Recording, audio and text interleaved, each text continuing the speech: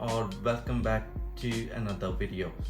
इस वीडियो में हम बात करेंगे कि आप मतलब कैसे बाहर पढ़ने जा सकते हैं, मतलब अब्रॉड में कैसे स्टडी कर सकते हैं। और अगर जो लोग यहाँ देख रहे हैं, अगर वो नए हैं चैनल पे, तो भाई एक मैं छोटा सा इंट्रोडक्शन दे देता हूँ। मेरा नाम है पल्लव चमोली और मैं यहाँ पे ऑस्ट्रेलिया में क्वींसलैंड में मैं मास्टर्स करने आया था।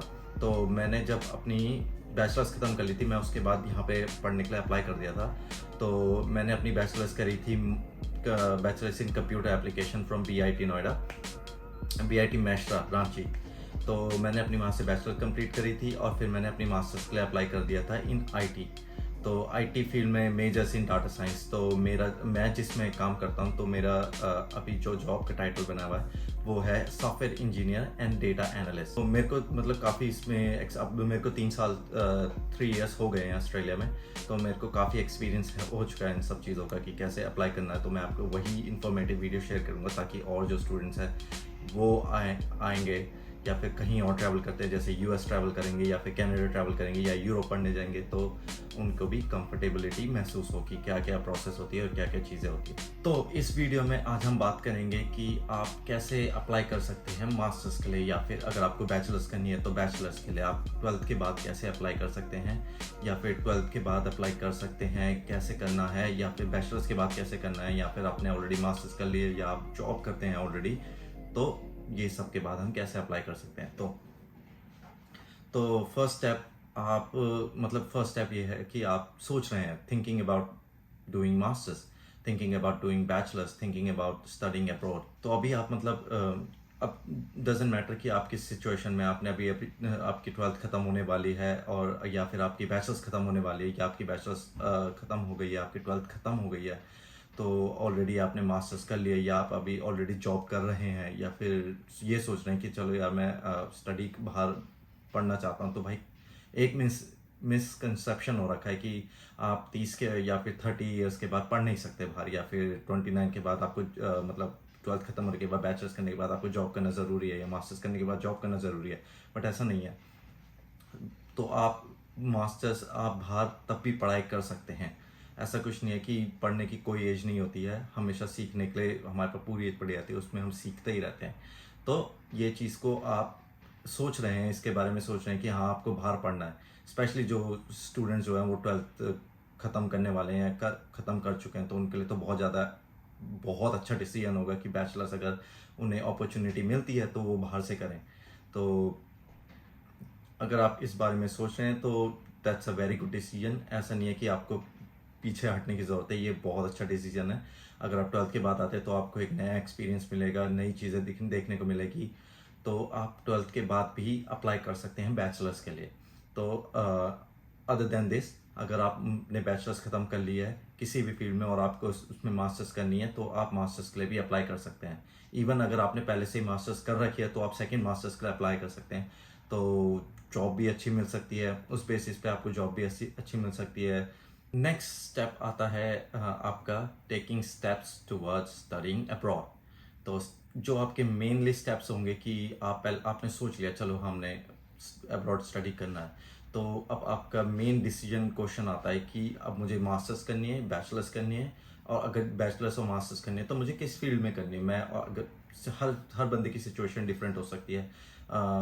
आप में से कुछ बंदे जॉब कर रहे होंगे ऑलरेडी, लेकिन उन्हें चाहिए होगी कि हाँ भाई अब यहाँ पे ग्रोथ नहीं हो रही है, तो मैं कहीं बाहर मतलब थोड़े डिफरेंट एनवायरनमेंट में स्टडी करके, या फिर मैं फिर दूसरे उसमें स्विच फील्ड करूँगा। कोई बंदा एक्चुअली मैं अपनी फील्ड स्विच करना चाहता हूँ, जैसे अगर उसने सॉफ्टवेयर इंजीनियरिंग कर रही हो तो उसे मेडिकल में जाना है, मेडिकल में उसका इंटरेस्ट डेवलप हो रहा है, या मेडिकल से हट के सॉफ्टवेयर इंजीनियर में आना है। तो आप इसके अकॉर्डिंग अपने आप को बैलेंस करके देख सकते हो कि आपका इंटरेस्ट किस तरफ स्विच हो रहा है और किस तरफ नहीं हो रहा है।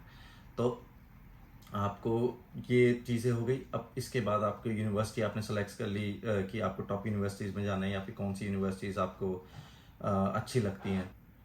थिंग्स जो कि आप कर सकते हो वो है, जैसे यूनिवर्सिटीज़ का सेमिनार होता है, जो कि आप IDP के पास जा सकते हैं। अगर आपके मतलब आप जिधर से भी मतलब जिस स्टेट में आप रह रहे हैं उसमें एटलीस्ट जहाँ पे भी वीडियो देख रहे हैं वहाँ पे एटलीस्ट एक IDP होगा। IDP पे सर्च मारिए, वहाँ पे जाइए और वहाँ पे मतलब लोगों से बातें करिए, अपने जो क्वेश्चंस है कि आपको अगर बाहर पढ़ना है कि ये करना है वो बताएंगे और आपको प्रॉपर एक प्रोसेस बता देंगे। अगर आप यूनिवर्सिटीज़ के बारे में कन्फ्यूजन, थोड़ी सी रिसर्च अपनी करके जाइएगा कि ये यूनिवर्सिटीज़ अच्छी होती हैं कि आईडीपी पे जाइए, वहाँ पे आप कंसल्ट करिए थोड़ा सा कि अपनी रिसर्च ज़रूर करके जाना है, ऐसे नहीं कि बिना रिसर्च के जाएं, अपनी रिसर्च करके जाना और उससे थोड़ा और इन्फॉर्मेशन पता चलेगा आपको। नाउ नेक्स्ट स्टेप ये है कि समझना, understanding the criteria of Australian universities. तो वहाँ की यूनिवर्सिटीज़ कैसे एडमिशन देती है, कैसे लोगों को मतलब कैसे स्टूडेंट्स को या फिर कैसे पीपल्स को वो एडमिशन अलाउ करती है ऑस्ट्रेलिया आना, और कैसे कैसे फॉर्म क्या प्रोसेस होता है उस चीज़ को समझना। तो जैसे आपको पता ही होगा, यूएस में जाने के लिए या कनाडा में जाने के लिए आपको ना वहाँ पे इंटरव्यूज़ देने होते हैं, लेकिन ऑस्ट्रेलिया में इंटरव्यूज़ का सिस्टम नहीं है। जबकि Australia as a follow western culture को ही करता है, मतलब यूएस के ही क्राइटेरिया और यूके के क्राइटेरिया को ज़्यादा फॉलो करता है आपस में मिलके। बट लेकिन यहाँ पे इंटरव्यूज़ नहीं होते, आपको बस एग्ज़ाम देने होते हैं, जो कि यूजुअली जिसे कहते हैं इंग्लिश टेस्ट कहते हैं, जो कि आपके वो होता है, जैसे आइल्स हो गया, पीटीई हो गया, एक और हो गया टॉफल, जो होता है वो आपका यूएस कनाडा यूरोप के लिए होता है। और बेसिकली आइल्स दोनों आप दे सकते हो, टॉफल भी दे सकते हो, वो इंग्लिश टेस्ट करने के लिए होता है कि आप जब किसी कंट्री में जाएंगे आपकी इंग्लिश इतनी होनी चाहिए कि अंडरस्टैंडेबल हो, जो चीज़ क्राइटेरिया जो स्टडी है वो आप समझ पाओ, क्योंकि यहाँ पे सारा इंग्लिश में ही होता है। Even other countries even in US में भी इंग्लिश में ही पढ़ाया जाता है, तो आपको वो उस चीज़ का आइडिया होना चाहिए कि हाँ भाई यहाँ पे इंग्लिश में पढ़ाया जाता है, तो तुम्हें कोर्स जब पढ़ा रहे होंगे वो समझ में आना चाहिए, नॉर्मल कम्युनिकेशन बैरियर्स ना आए, वो चीज़ के लिए नॉर्मल सर्वाइव कर सके, सर्वाइवल वाली लैंग्वेज को। तो इसके लिए आइल्स, टॉफेल, एनपीटी ये सब देना पड़ता है। अब भाई ये हमारी कंट्री में कॉमन चीज़ है कि जैसे एनआईटी हो गई, आईआईटी हो गई, इनके कॉमन एग्जाम्स होते हैं और इसके मार्क्स पे बेस्ड आपको एडमिशन मिलता है। अगर आपके 100 कट ऑफ गई है तो 100 में से 100 जिनके हैं उन्हें टॉप यूनिवर्सिटीज़ मिलेंगी, जिनके 90 है फिर उन्हें थोड़ी नीचे करके कम यूनिवर्सिटीज़ मिलेंगी, फिर 70 को मिलेंगी, 60 को मिलेंगी, ऐसे करके आई थिंक 80 वाले को भी अब यूनिवर्सिटी मिलती है। तो आप 100 हो तो उसी के मार्क्स क्राइटेरिया के बेसिस पे यूनिवर्सिटीज़ का इंडिया में हम एशियन कंट्रीज़ में सिलेक्शन होता है, स्टूडेंट्स को तब लेते हैं कि आपके मार्क्स अच्छे हैं तो आप तभी आ सकते हो। But in other countries like western countries या फिर वेस्टर्न यूनिवर्सिटीज़ में ऐसा नहीं होता है, वो तुम्हें एज अ पर्सन देखते हैं, ना कि तुम्हारे मार्क्स के बेसिस पे देखते हैं। अदर देन मार्क्स आपके एज अ पर्सन आप कैसे हैं, मतलब आपने कितने सोशल वर्क्स हो गए, कितने प्रोजेक्ट्स हो गए, कितने जो भी आपके मतलब कितनी चीज़ों में आप इन्वॉल्व थे, मतलब डिफरेंट चीज़ों में इन्वॉल्व थे, आपने ये भी किया, इस चीज़ का भी एक्सपीरियंस है, वो छोटी छोटी चीज़ों को भी मेजर करते हैं। जैसे अगर आपने किसी फंड रेजिंग में काम किया या फिर आपने किसी सोशल वर्क में काम किया था या फिर आप किसी फेस्टिवल में आपने पार्टिसिपेट किया, तो अपने फेस्टिवल में काम किया था, तो आप अपने सीवी में या फिर करिकुलम में डाल सकते हैं कि मैंने यहाँ पे काम किया था, उसकी मेरे पास सर्टिफिकेट है या ये चीज़ें हैं। तो नेक्स्ट स्टेप जो आता है वो आता है short listing the universities.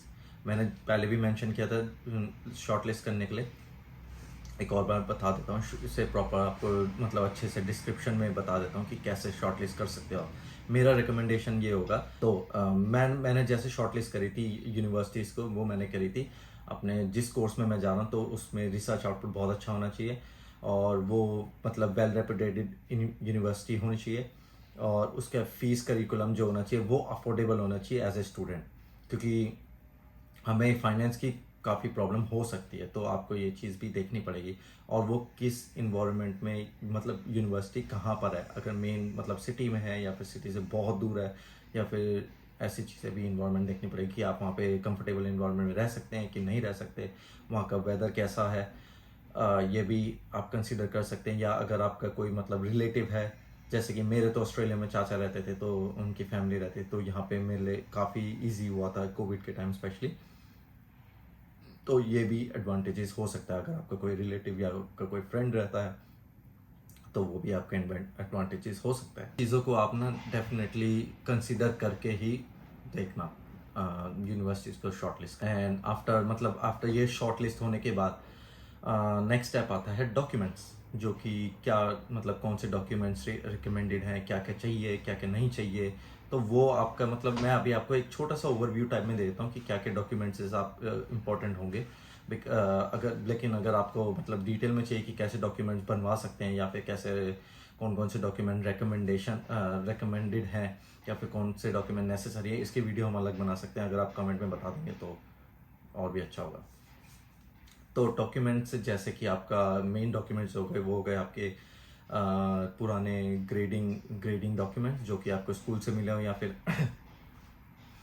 Grading documents जो कि आपको स्कूल से मिले हो, यूनिवर्सिटी से मिले हो, या फिर आपने मास्टर करी हो, वो डिग्री हो गई, वो सब आपके हो गए। सेकंड हो गया आपका पासपोर्ट। थर्ड हो गया आपका लेटर ऑफ रिकमेंडेशन, एसओपी, अगर आपके पास हो सकता है, अगर मिल सकता है तो यूनिवर्सिटी से या स्कूल से। तो फोर्थ हो गया आपके जो भी सर्टिफिकेट्स हैं या फिर जो भी आपने फेस्टिवल्स में काम किया है, सोशल वर्क में काम किया है, जो सर्टिफिकेट्स हैं वो भी अपने संभाल के रखिए, वो भी बहुत इंपॉर्टेंट हो सकते हैं, काम आ सकते हैं आपके कहीं भी। फिफ्थ हो गया आपका ड्राइविंग लाइसेंस। ड्राइविंग लाइसेंस आपका काम आ सकता है, ड्राइविंग बहुत इंपॉर्टेंट है यहाँ पे सीखने के लिए। मतलब कोई भी कंट्री में जाए, अगर आपको ड्राइविंग पहले से ही आती है तो एडवांटेजेस हो सकते हैं कि क्योंकि आप कहीं वर्क कर रहे हैं, नहीं कर रहे हैं, तो वो भी हम आगे स्टेप्स में बात करेंगे। नेक्स्ट स्टेप जो आता है वो है इंटरव्यूज़ और नो इंटरव्यूज़। लाइक अगर किसी कंट्री में जा रहे हैं तो कौन सी कंट्रीज़ के लिए इंटरव्यूज़ अवेलेबल है, किसी कंट्रीज़ के लिए इंटरव्यू नहीं चाहिए। तो अगर आप यूएसए, कनाडा और यूरोप की इस तरफ जाते हैं तो आपको यहाँ पे इंटरव्यूज़ देने की ज़रूरत पड़ सकती है। Specially in USA and Canada आपको इंटरव्यूज़ देने पड़ सकते हैं। और वहाँ पे अगर आपको इंजीनियरिंग के उसमें करना है तो वहाँ पे एग्ज़ाम्स भी होते हैं, जैसे GRE हो गया, GMAT हो गया, तो काफ़ी सारे एग्ज़ाम्स भी होते हैं उनके उसमें। मेरे को वहाँ का प्रॉपरली पता नहीं है, बट मैं एक और वीडियो बना सकता हूँ अगर आप चाहें। तो ऑस्ट्रेलिया में आपको इंटरव्यूज़ देने की ज़रूरत नहीं है। न्यूजीलैंड अगर आप पढ़ने जा रहे हैं तो वहाँ पे आपको इंटरव्यू देने की ज़रूरत नहीं है। सिंगापुर में अगर जा रहे हैं तो यहाँ पे आपको इंटरव्यू देने की ज़रूरत नहीं है। या फिर अगर आप हांगकॉन्ग जा रहे हैं, चाइना जा रहे हैं, तो यहाँ पे इंटरव्यूज़ की ज़रूरत नहीं है। नेक्स्ट आपका जो स्टेप आता है वो है कि आपको लेटर ऑफ रिकमेंडेशन या फिर स्टेटमेंट ऑफ पर्पस, दो ये डॉक्यूमेंट्स होते हैं। इसमें आपको एक इम्पॉर्टेंट होता है, वैसे मैंने दोनों ही बनवा लिए थे, लेटर ऑफ रिकमेंडेशन भी करवा लिया था अपने यूनिवर्सिटी से और स्टेटमेंट ऑफ पर्पस भी बनवा लिया था। इम्पॉर्टेंट स्टेटमेंट ऑफ पर्पस है। हर यूनिवर्सिटी, जिधर भी वर्ल्ड में जाओगे, हर यूनिवर्सिटी में स्टेटमेंट ऑफ पर्पस इंपॉर्टेंट होता है, क्योंकि आप उसमें आप सब कुछ एक्सप्लेन करके लिखते हैं कि हाँ, मैं ये बंदा है या ये पर्सन है, वो यहाँ स्टडी करने आ रहा है, इसने अपनी स्टडीज़ कहाँ से करी है, किस चीज़ का एक्सपीरियंस है, किस में अगर पार्ट टाइम जॉब करेगा तो उसमें मतलब ये मेंशन करना बस कि पार्ट टाइम जॉब करूँगा, इतने डिटेल मेंशन नहीं करना। तो एसओपी होना इम्पॉर्टेंट है। एसओपी के बेसिस पे ही यूनिवर्सिटी आपको एक्सेप्ट करती है और मतलब एक कैरेक्टर स्क्रिप्ट हो जाता है कि ये बंदा ऑनेस्ट है, हम्बल है, ये मतलब कोई बैकग्राउंड में कोई क्राइम करनी है, ये सब बहुत सारी चीज़ें होती है। वो एसओपी भी आप बना लेना तो काफ़ी हेल्पफुल होता है। एक तरह से आपका कैरेक्टर वाइज, आपके एकेडमिक वाइज, आपके आपके एटीट्यूड वाइज या फिर बिहेवियर वाइज, उसमें सब कुछ लिखना होता है। मेरा आई थिंक दो तीन बार एसओपी था, तो मैंने मतलब अपना लिख के पूरा डिज़ाइन करके 3-4 बार दिया था। मेरी बहन ने मेरा मतलब पूरा एसओपी को रीराइट करके बताया था कि कहाँ कहाँ गलती है, वो सब। तो बहुत चीज़ होती है, एसओपी बहुत इंपॉर्टेंट होता है, मार्क कर लीजिएगा। जो अब नेक्स्ट स्टेप मतलब 8 मैं स्टेप्स भूल गया। तो नेक्स्ट स्टेप जो आता है वो है एप्लीकेशन। जब आपको ये सब कुछ रेडी हो गया है तो आपके पास बचता है एप्लीकेशन को प्रोसेस करने का तरीका। मतलब आपके पास ये सब कुछ आपने रेडी कर दिया है, अब आपको चेक करना है कि हाँ, ये एप्लीकेशन डालनी है। तो आप या तो खुद भर सकते हैं या फिर आप किसी मतलब इनके जैसे आईडीपी हो गए, वो आपके एप्लीकेशन को डाल सकते हैं। आपका अकाउंट बना के आपकी एप्लीकेशन डाल के और सब कुछ डॉक्यूमेंट्स डाल के वो आपको आगे प्रोसेस में डाल। तो ये था एप्लीकेशन का प्रोसेस। नेक्स्ट स्टेप होता है वेट करना। जब सब कुछ पूरा हो गया तब बचता है कि वेटिंग, कि आपको वेट करना पड़ता है कि एप्लीकेशन आपने डाल दिया है, सारे डॉक्यूमेंट्स कलेक्ट कर दिए हैं, कोई डॉक्यूमेंट नेसेसरी है तो वो आपको बता दिए जाते हैं कि मेल से आ जाते हैं या फिर फ़ोन करके, जो भी होगा। या फिर अगर आपने खुद अप्लाई किया है तो सारा का सारा स्टेप आपको खुद ही मतलब यूनिवर्सिटी वाले आपको मेल करके बता देंगे कि ये डॉक्यूमेंट हमें चाहिए, ये प्लीज़ अवेलेबल करा दीजिए अपने स्कूल से या फिर अपने कॉलेज से या फिर अपने जॉब अपनी कंपनी से। तो ये वाले सारी चीज़ों में आपको वेट करना होता है। वेटिंग का टाइम बहुत थोड़ा लंबा हो सकता है, डिपेंड करता है कि आपके कितने डॉक्यूमेंट्स पूरे हैं, कितने नहीं हैं। तो वो सब वेटिंग के प्रोसेस में आ जाता है। नेक्स्ट स्टेप आता है जॉब से रिलेटेड कि एज ए स्टूडेंट आप कौन कौन सी जॉब कर सकते हैं, कौन कौन सी जॉब नहीं कर सकते हैं, कितने आवर्स कर सकते हैं, कितना आप कमा सकते हैं, क्या क्या क्राइटेरिया होता है। तो ये भी बहुत बड़ी चीज़ है। तो जॉब से रिलेटेड सबसे पहले तो यही बोलूँगा कि एज ए स्टूडेंट जब आप पढ़ रहे होंगे तो आप यहाँ पे आके, मतलब यहाँ पे आके नहीं, कहीं भी जाके आप पार्ट टाइम जॉब्स कर सकते हो। तो आपको as a student 20 hours allowed होता है खाली काम करना। वीकली में आपको 20 आवर्स होता है, फोर्टनाइटली आपको 40 आवर्स मिलता है। तो वो बात सही में हो गई, हर वीक आप 20 आवर्स ही काम कर सकते हो, उससे ज़्यादा एक्सीड नहीं कर सकते। अगर आपने एक्सीड किया या आप पकड़े गए तो आपका वीज़ा कैंसिल हो जाता है उसी टाइम ही, और आप डिपोर्ट कर दिए जाते हैं, क्योंकि उन्हें ऐसा लगता है कि आप यहाँ पे किसी भी कंट्री में या अब्रॉड सिर्फ पढ़ने नहीं गए, वहाँ पे आप अभी मतलब पढ़ने के साथ साथ पैसा ज़्यादा, कम टाइम में पैसा ज़्यादा कमाने गए हैं। तो आपका एम पढ़ना नहीं, आपका एम पैसा कमाना हो गया। तो इस बेसिस पे आपके वीज़ा भी कैंसिल हो सकता है। तो ये चीज़ है ना। पार्ट टाइम जॉब्स में क्या क्या पार्ट टाइम जॉब्स करते हैं स्टूडेंट्स, मैं आपको उसकी भी, मतलब काफ़ी सारे स्टूडेंट्स हैं जो मेरे कांटेक्ट में हो चुके हैं, तो मैं आपके साथ उनकी वीडियो बना सकता हूँ, इंटरव्यू टाइप। अगर मैं करूँगा, प्लान कर रहा हूँ, बट धीरे धीरे बनाएंगे, उस पर भी आएंगे बाद में। ये या फिर आपका वर्क एक्सपीरियंस है अपनी फील्ड में, तो वो भी आपका एडवांटेजियस हो सकता है आपके लिए। तो ज़रूरी नहीं है आपको part time job as a fuel station या फिर एज अ क्लीनर में या फिर एज अ ऊबर ड्राइवर करना हो। अगर आपके पास प्रीवियस एक्सपीरियंस है तो आप अपनी पढ़ाई के साथ साथ अपनी ही फील्ड में काम कर सकते हैं। ये बहुत अच्छी चीज़ होती है कि आपको प्रीवियस एक्सपीरियंस है किसी भी फील्ड में, आप उससे रिलेटेड अगर उसी फील्ड में आगे कंटिन्यू स्टडी कर रहे हैं तो उसी फील्ड में आप काम भी कर सकते हैं और पढ़ाई भी कर सकते हैं। तो ये बहुत ज़्यादा एडवांटेजेस होता है, आपको और एक्सपीरियंस ऐड होता रहता है आपके उसमें, और ये आपकी रेज्यूमे और आपकी ग्रोथ को भी आगे ले जाता है।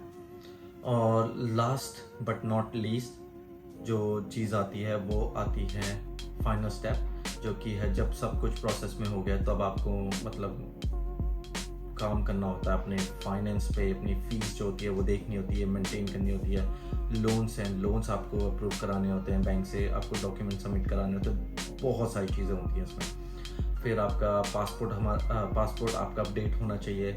वीज़ा अगर आपका एप्लीकेशन अप्रूव हो गया तो आपका वीज़ा लगा होना चाहिए, टिकट्स हो गई, and lots of things like other expenses बहुत ज़्यादा हो जाते हैं। तो अगर आपको लग रहा हो इस वीडियो के बाद भी अगर आपको लग रहा हो कि हाँ भाई अब्रॉड में जाना आसान है, इजी है, अगर आपके पास कर सकते हो, ये है, अगर आपको ये स्ट्रगल पसंद है, अगर आपको नई चीज़ें, नए चैलेंजेस पसंद है, तो डेफिनेटली आप आओ। One of the best decision होगा आपके लिए भी, क्योंकि आप जो चेंज फील करोगे अपने अराउंड, आप जो चेंज महसूस करोगे ना, वो अलग ही लेवल का होगा। आई नो ये थोड़ा डिफ़िकल्ट होने वाली, ये जर्नी आपकी डिफ़िकल्ट होगी, बट वर्थ इट होगी, बिलीव मी। तो इस वीडियो को करते हैं यहीं पे एंड, और आपको मिलेंगे हम नेक्स्ट वीडियो में। नेक्स्ट वीडियो का भी टॉपिक पता नहीं है, बट श्योरली मैं नेक्स्ट वीक एक और वीडियो बनाऊंगा। तो होपफुली मैं और इन्फॉर्मेटिव ऐसे वीडियोस बनाता रहूँगा और हेल्प होती है। तो thank you so much for watching, and अगर आपको ये वीडियो बहुत अच्छी लगी, बहुत ज़्यादा अच्छी लगी, तो लाइक करें, कमेंट करें, सब्सक्राइब करें और बताएं कि ये वीडियो कितनी अच्छी थी। मिलते हैं नेक्स्ट वीडियो में। चलिए, thank you so much, bye bye.